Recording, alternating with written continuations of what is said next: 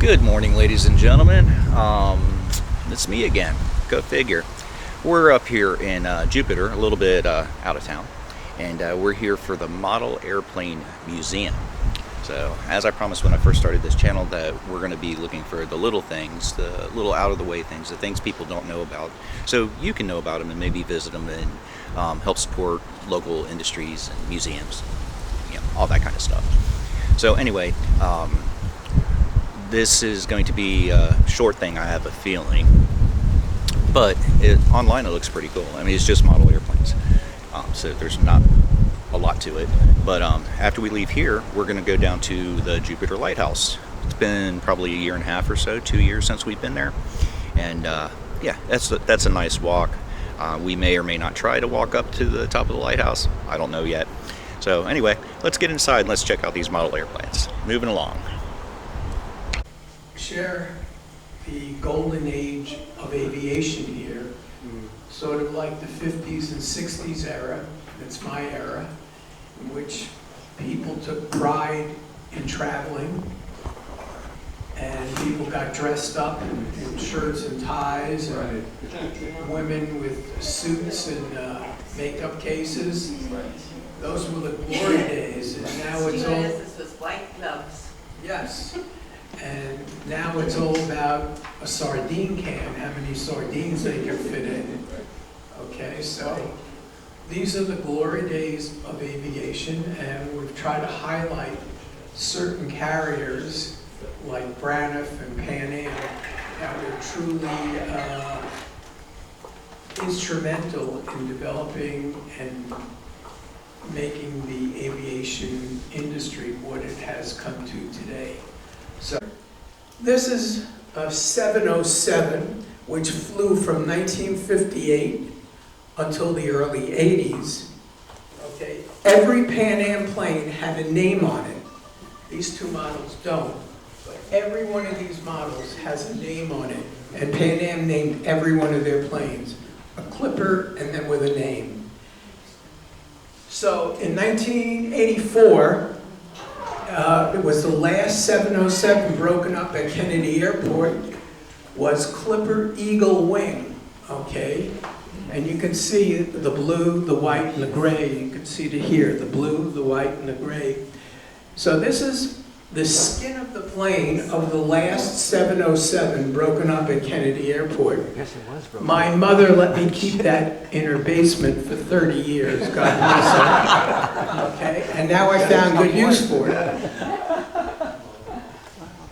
These are some of the planes. This is a plane here called a Boeing 377. I don't realize how big it is. The winglet's at the end of the wing, okay, and it's about 7 feet high.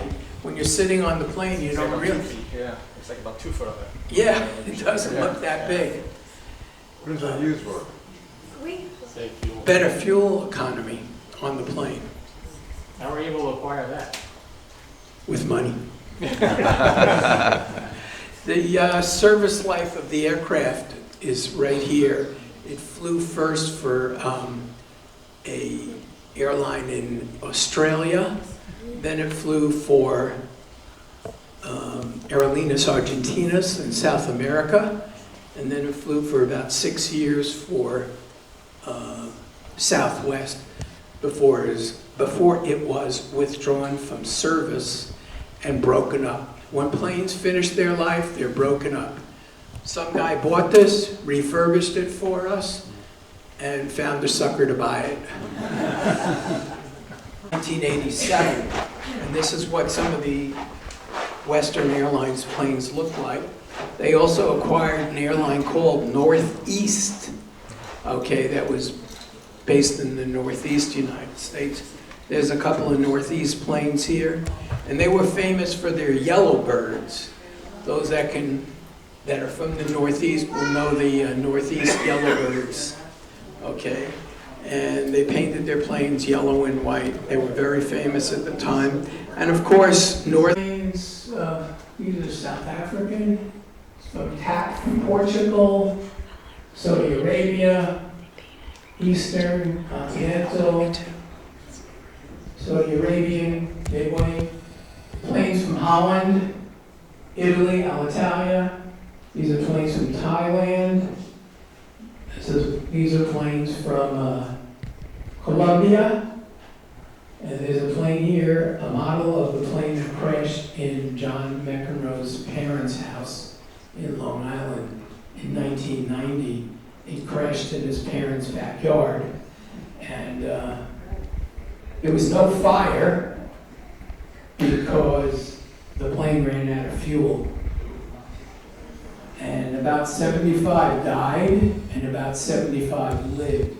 And it was on a slight hill in John McEnroe's parents' house. That was 1990. And the pilots were not able to communicate well in English that they were in dire need of landing, plus their fuel gauge wasn't working right. So due to the cavalcade of circumstances, the plane crashed. They're always, when the president comes to Palm Beach, usually one or two of these accompany him, either before or after, and his entourage of vehicles goes on there, and I believe his helicopter goes on there too. So I was able to acquire this when the program failed, and someone sold it to me, and there it goes. And it became famous because the government said, if you can fly 25 missions over Europe without getting shot down, you've been.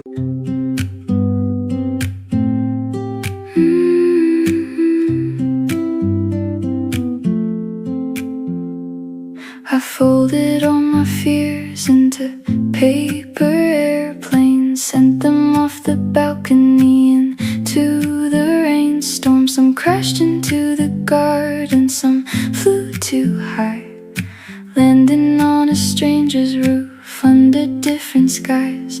And I don't need a landing strip, just a little wind. Every fold is a story of where I've been. We were never meant to stay on the ground. Learning how to fall is learning how to be found. Let the wind catch the edges, let the stitches show. We're paper airplanes, but we still know how to glow.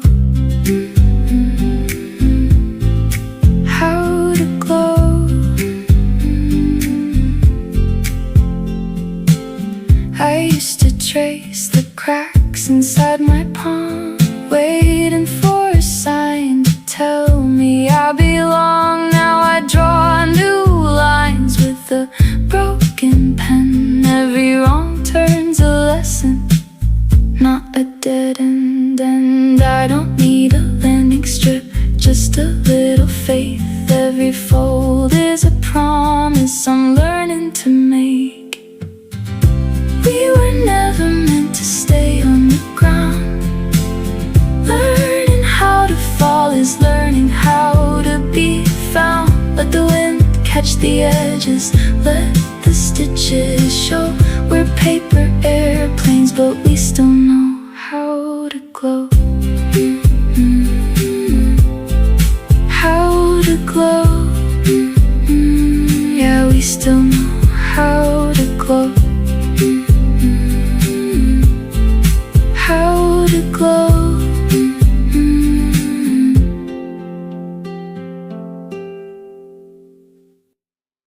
Paper airplanes in the sky. Some still fly, some say goodbye, some fall down like summer rain, lost between the years of change. Paper airplanes drifting slow, carrying the dreams we wrote. I still see them in my mind. Some flew on, some stayed behind. Though the yard feels small somehow, and there's more silence in it now. The clouds still move the way they did, but we're not reckless little kids. I found one